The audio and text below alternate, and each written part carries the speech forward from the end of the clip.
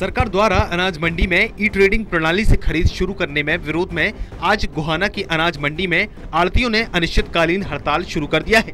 इस दौरान आढ़तियों ने सरकार पर वादा खिलाफी का आरोप लगाते हुए सरकार के खिलाफ अनाज मंडी में प्रदर्शन किया और सरकार से ई ट्रेडिंग प्रणाली को बंद करने की मांग की।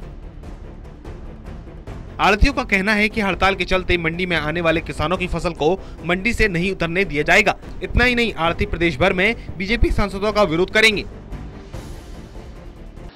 ऐसा जी, हमारा जो हरियाणा लेवल का पूरा हरियाणा स्टेट अनाज मंडी आढ़ती एसोसिएशन के बैनर के नीचे, जिसके हमारे प्रधान अशोक गुप्ता जी हैं लाडवा से, और ये 20-25 दिन से सरकार से और से पहले भी होता रहा है, बातचीत चलती रही है।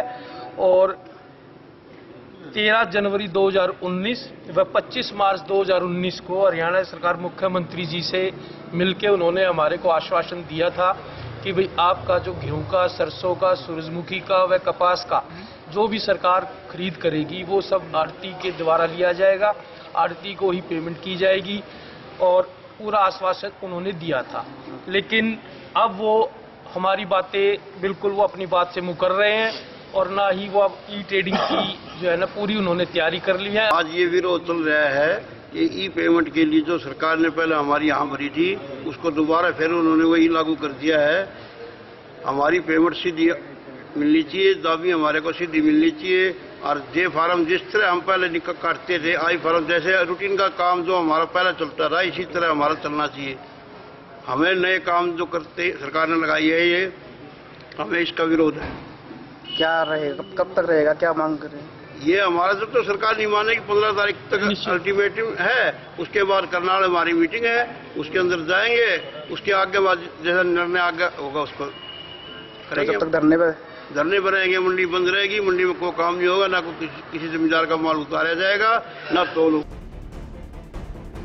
और आने वाले लोकसभा चुनाव में बीजेपी सरकार का विरोध करेंगे।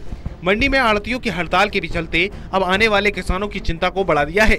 मंडी में अपनी फसल बेचने के लिए आए किसानों ने बताया है कि पहले ही उनकी सरसों की फसल नहीं बिक पा रही है। ऊपर से अब मंडी अपनी मांगों को लेकर आज से अनिश्चितकालीन हड़ताल शुरू कर दी है, जिसके चलते अब वो मंडी में फसल भी नहीं उतरवा रहे हैं, जिसके चलते उनके आने वाले गेहूं की फसल को बेचने की भी चिंता सता रही है।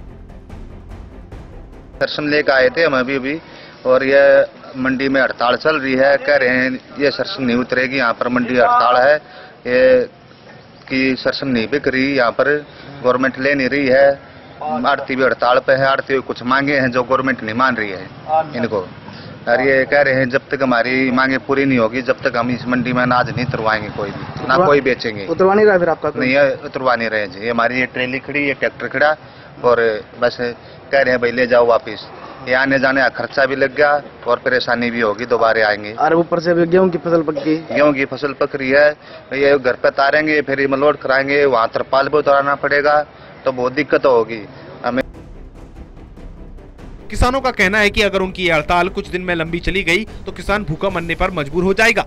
किसानों से पहले ही अपनी फसल को बेचने के चलते एक मंडी से दूसरी मंडियों में धक्के खा रहे हैं, उसके बाद भी उनको सरसों की फसल उचित भाव में नहीं बिक रही है।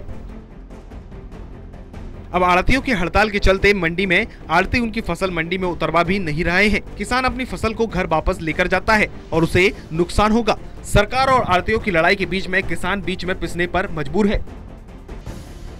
सरसों लेकर आए थे, 2 दिन हो लिए यहाँ पे रुक रहे हैं, सरसों नहीं बिक रही। आज आढ़तियों ने हड़ताल कर ली, हड़ताल के कारण अब ये पता नहीं कितनी लंबी हड़ताल चलेगी।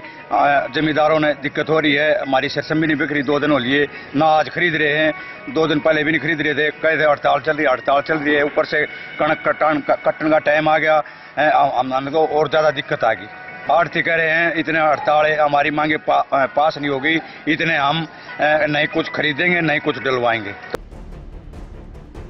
बहरहाल एक तरफ जहां ई ट्रेडिंग प्रणाली किसानों की मुसीबत बन रही है, वहीं दूसरी तरफ आढ़तियों की हड़ताल के चलते मंडी में आने वाले किसानों की चिंता बढ़ गई है। किसान अब आढ़ती और सरकार के बीच पिसने को मजबूर है। गोहाना से सुनील जिंदर की रिपोर्ट।